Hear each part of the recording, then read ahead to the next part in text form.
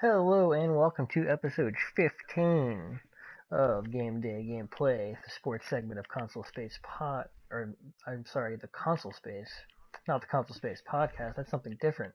I'm your host Sean Colangelo, joined as always by the man I envy the most in the winter time, Todd from Florida. How's it going, dude? It's going good, Sean. How's it going for you?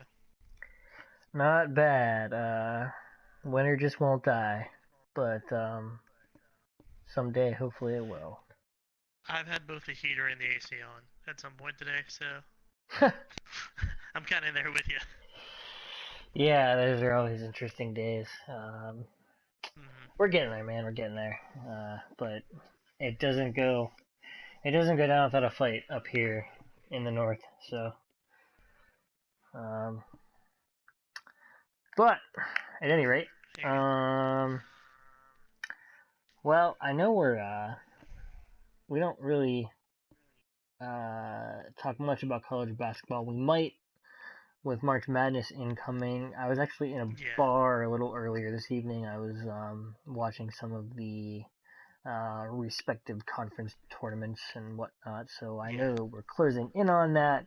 Like I said, we'll probably talk about that a little bit once that gets going. But in the same vein, basketball. What's up with the NBA? Well, things are starting to kind of come down to the playoff lines. In fact, two teams have clinched playoff berths, both in the East. That's the Toronto Raptors and the Boston Celtics are now officially in the playoffs. They could literally lose the rest of the season and they'd be in. Um, that's it's early for it, but I think that's more just because the East isn't that good this year, to be honest with you.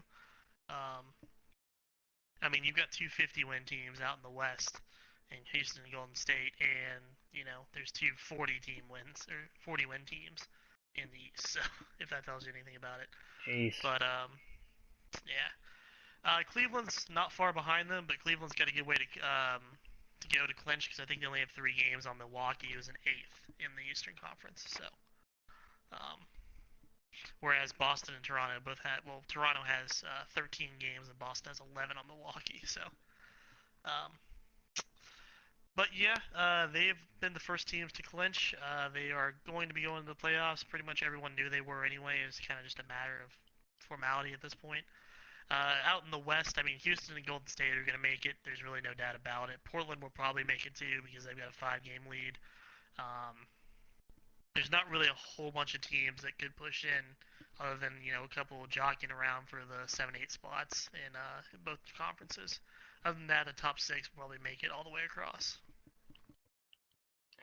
Yeah, we are getting crunch time. That's for sure. Yep, most teams are in their last 10 or 15 games in that range. So,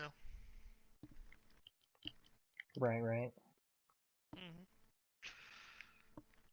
Outside of that, though, I mean, there's not a lot of movement going on. There thankfully hasn't been a lot of injury news.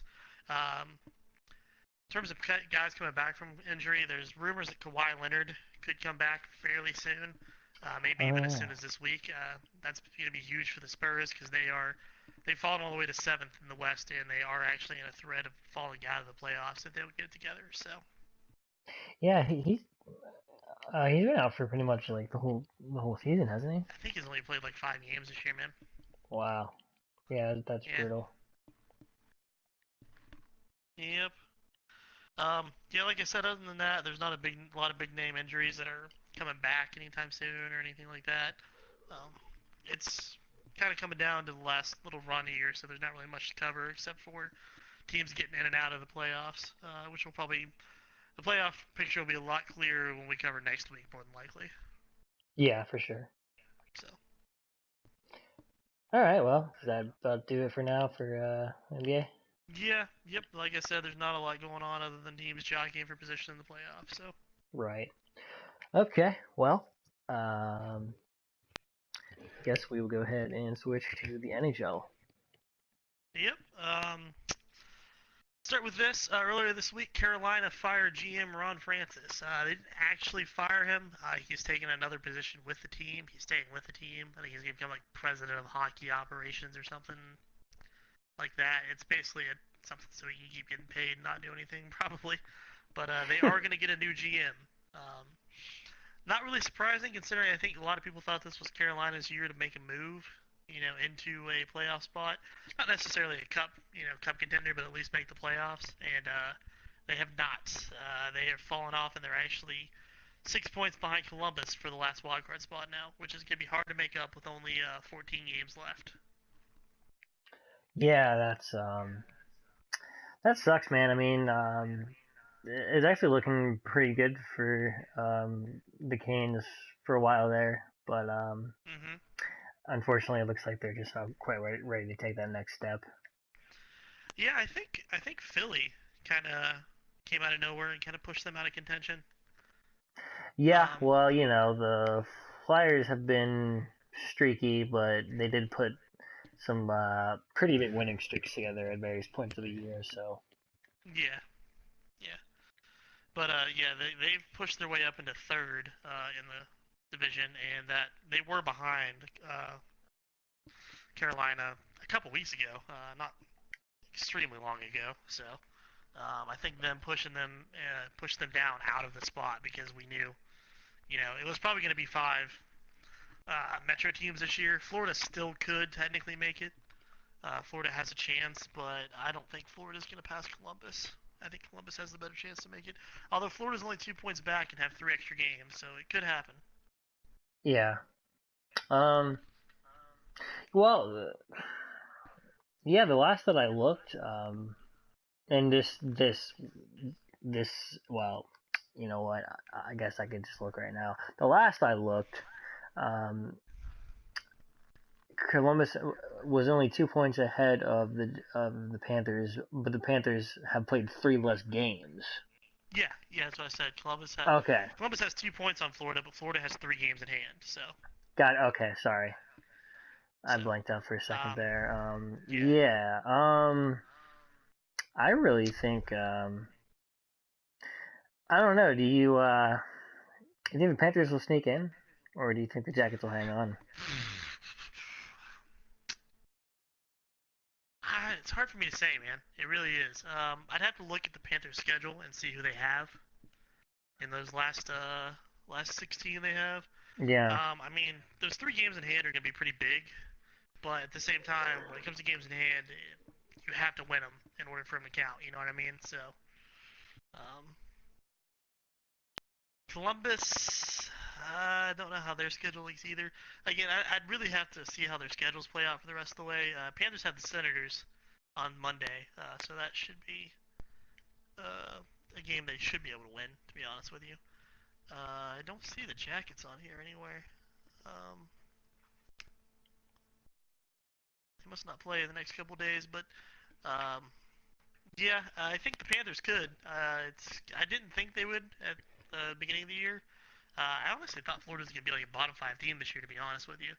I'm kind of surprised at the fact that they have played as well as they have been, even if they do miss the playoffs. I think they got a lot to build off of there, but just going to come down to who can put out the better stretch here in the last 10 or so. yeah. I It's mean, going to be a tight race. at least from what I've seen of lately, Florida has definitely been playing better than Columbus has been. Um, Yeah, I think if yeah. they can keep up their level of play and sneak in, they could actually be kind of a dangerous team.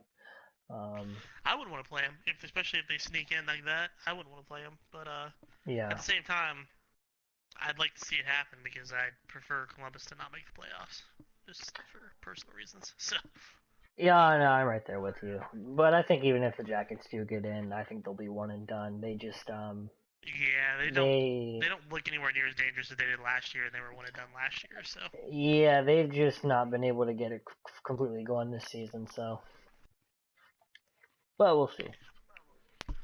um, but yeah, outside of that, other news in the NHL, Martin Hansel has got some bad news coming out.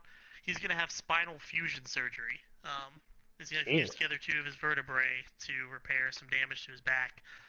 He's going to be out 6 to 7 months, so we're talking about probably sneaking in the next season even with his Holy his God. frame being out. Yeah. Was that from something specific that happened, or just wear and I tear, or what? think he's had back problems for a while. I don't think this is something that came out of like a hit or anything like that. I think this is just something that he's been dealing with for a while, and it's finally got bad enough that he's got to have surgery on it.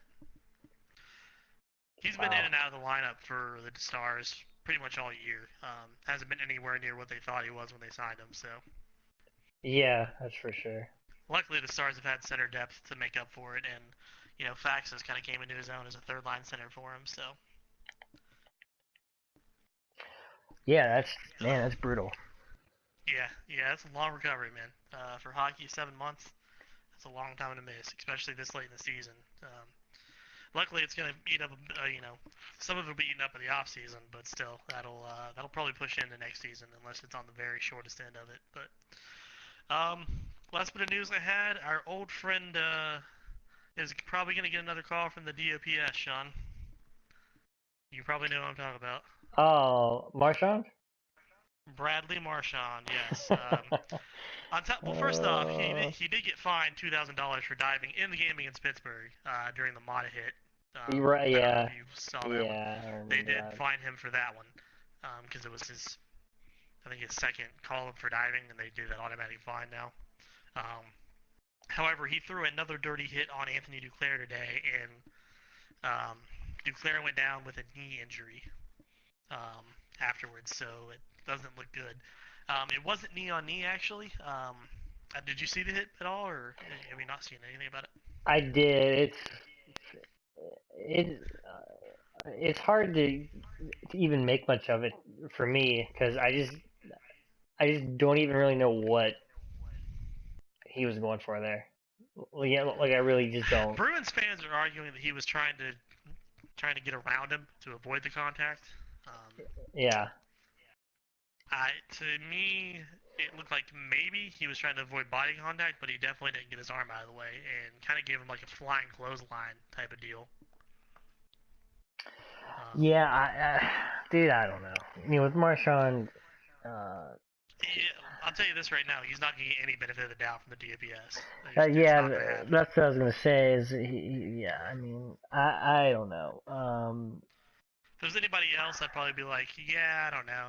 Maybe he was trying to get around, but with Marchand's history, even if his intent wasn't there, I'm sorry, that's just what you get from playing like that for so long. You're gonna, when things like this happen, you're gonna get the worst end of it. So Yeah, I don't know. On top of that, did you happen to see the goalie interference call that went against the Penguins this evening? I did. I Yeah, I don't turned know that game what off to make of after that one. Toronto went up 3-0. I got kind of disgusted with it. It was one of those games where we were out shooting them and just couldn't get by their goalie, and then they would come down and score 4 goals on 16 shots. So I got a little frustrated with it, but I did see that happen. Um, like I said, we were talking about it earlier. The thing that kills me the most about it is the fact that they gave Dumo a penalty on top of it. I didn't think the goal should have been called off, but I was okay with it because the NHL's been so inconsistent with it that I was kind of like, yeah, they probably will call it off. But to throw a penalty on top of that, when clearly he was driven into the goalie by the other player on the Leafs, I don't know how in the world the refs got away with that one. Yeah, I just don't. Um, And the thing that sucked about that was that they scored on that power play too. So that went from that was basically a 2 goal swing. Like yeah, it from like was. I us mean, in. I doubt the Pens would have come back and win, but I mean, you score late in the period, make it a 2 goal game heading into the third period. I mean, we've seen them erase a lot of you know we've seen them come back a lot in games, so it wouldn't have been out of the question. But Yeah, yeah, I don't get it. I mean, I, if that's goalie I can't interference, explain it. I don't.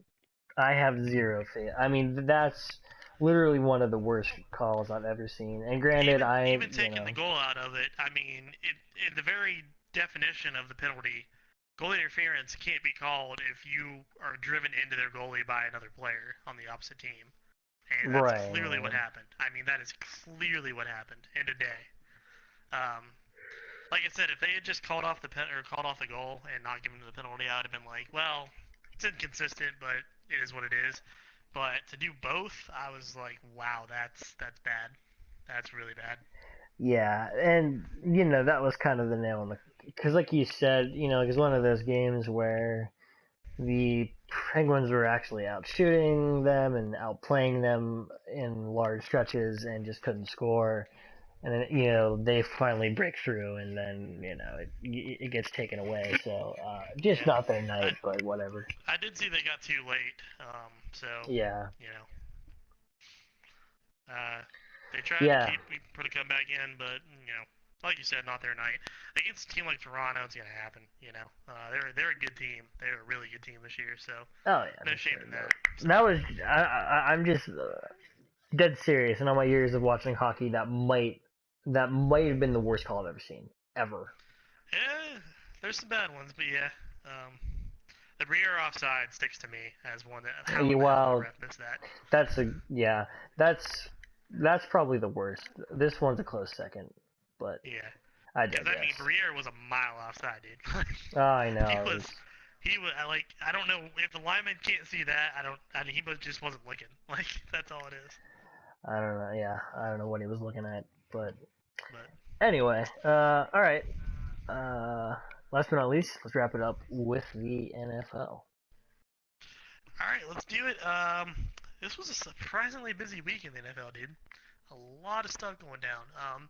It mostly started with the Michael Bennett trade. Seattle has traded Michael Bennett, who was a defensive lineman for them, one of the stalwarts of their Legion of Boom defense. They traded him to Philly. Um, the return was like a third round pick or something, I think. It's a move to get rid of Michael or Bennett's contract, is what it was, more than anything else. Seattle's trying to get younger and they're trying to shed some money off that defense. So um, that's what they're doing there. But Philly's defensive line gets even better. On top of, I don't think they're losing anybody from the Super Bowl defense they had there, and they picked up, Michael Bennett there on top of it. So that's going to be a big move for them. Um, Following that up, Aqib Talib got traded from the Broncos to the Raiders.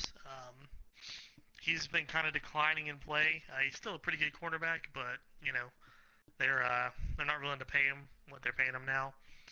The return from that one was it was low too. It wasn't a great one. Um,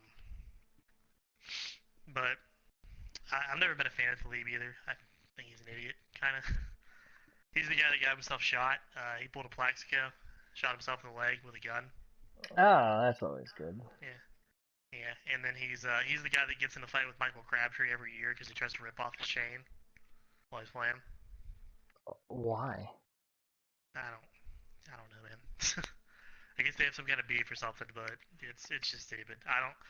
As a somewhat Denver fan, I at least follow them. I'm kind of glad he's gone. So Yeah. Speaking of the Seahawks, didn't they get rid of Richard Sherman too? yeah, I was actually going to bring that up. Oh, okay. They cut Richard Sherman um, about the day after they traded Bennett. It wasn't very long. Hmm. And then Sherman was only on the free agency market for like 6 hours, and then he signed with the Niners of all teams, who are in the Seahawks division. So that one might come back to bite the Hawks. Yeah. Why did they? I mean, I don't. Again, I don't keep up quite as much as you do, but Sherman was one of the best corners in the league at one point, He's a wasn't he? five-time Pro Bowler. Yeah. Yeah. Okay. Yeah. Um, like I said, they're trying to go for a youth movement. They're trying to cut costs on their defense. They're trying to get younger. Um, and they're going through a quasi rebuild too. They missed the playoffs for the first time in a while this year, and Okay.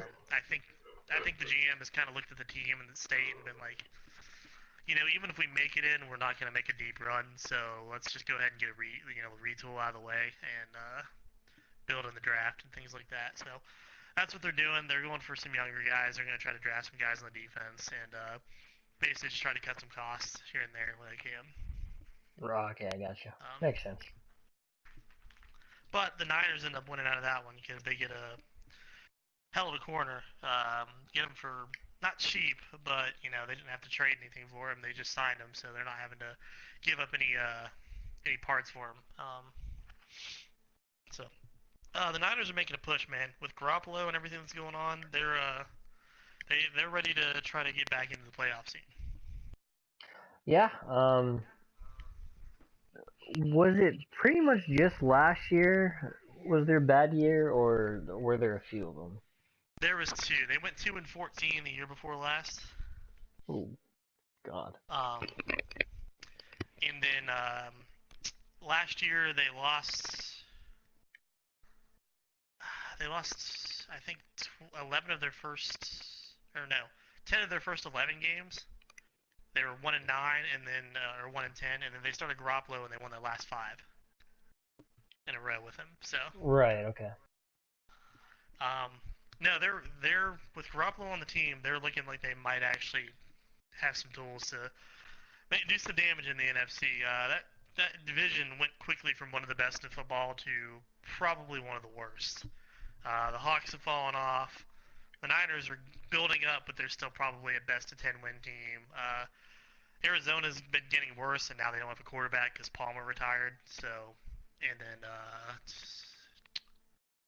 oh crap, who is the Rams? The Rams are actually pretty good. The Rams are the team there that is like the clear front runner in that one. But they also were one and done in the playoffs this year, so you got to look and say how good are they for real. But Yeah. and then speaking of teams that are historically not good, the Browns. Yeah. Browns have been making some moves, man. Um, the Browns got Jarvis Landry from Miami. Miami did not want to pay Landry. His contract was due to come up. They didn't want to franchise tag him. He didn't want to do a long-term deal with him, and they traded him. The Browns gave up. I want to say it's a third-round pick. I don't know exactly what it was. It wasn't a bunch because he was moving anyway. Um, but they bring in Landry. They signed him to a pretty extensive contract there. And they've now got a pretty scary wide receiver tandem with Landry and Gordon. With Gordon coming back from his endless suspensions for smoking the dope. Him on top of Landry is pretty lethal out there in the wideout. On top of that, they got some decent, 3-4 guys in Coleman and I forget who their fourth is. He's okay if he's going to be number 4, but um, then right on top of that, they turn around and they trade and get Tyrod Taylor from Buffalo. So they are looking like they're going to forego drafting a quarterback and they're going to go with Tyrod. Well, they might still draft one. I don't think they'll take the first pick with one.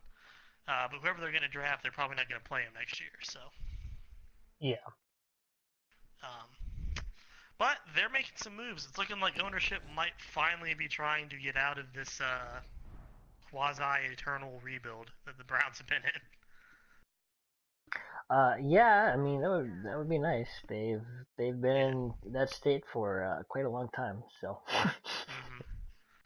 After that, they made some minor moves. They turned around and traded DeShone Kizer, who was their rookie quarterback that they tried to start this year, to Green Bay. Green Bay brought him in to be a backup for Aaron Rodgers because their backup for Rodgers this year was awful. Um, Brett Hundley was absolutely terrible. I don't know if you watched any of that when he went down. So they're getting some depth at quarterback there. They gave up a cornerback for it in the trade, starting corner, so Cleveland improves their defense a little bit there. And then they traded away a defensive end to Carolina, I believe, is where he ended up. I can't remember who he was. He wasn't a big name. He wasn't like an All-Pro bowler or anything like that. But Cleveland's been busy. Cleveland's making some moves before the draft here, and they have the first and fourth picks overall in the draft, so they can trade some of those away if they don't want to take them, or they can just take the best players available at this point. They don't have to worry about a quarterback. Right. Makes sense. Um, if it were me, with the number 1 pick and I'm them, I'm taking Saquon Barkley. I don't know if you see anything about this kid. He's supposed to be basically the best running back coming out of college since pretty much AP. He's Right. putting up insane numbers in the combine. Yeah. I mean, I assume that's who they'll pick. I don't see why they wouldn't. Uh, there's some people that hesitate to take running backs high like that. They say they're basically commodities that don't last, which is somewhat true, but if you're building an offense and you've got two potent threats at wide receiver, at least a competent quarterback, and then an insanely good running back, that's a lot of tools to build around the offense. That's a lot for the defense to have to stop when they play him. So. Yeah, that's true. I mean that a lot of people are making the same argument about Le'Veon Bell because that whole situation where he's once again holding Yeah. out. I think the Steelers offered him like Yeah. 3.3 million, and he declined.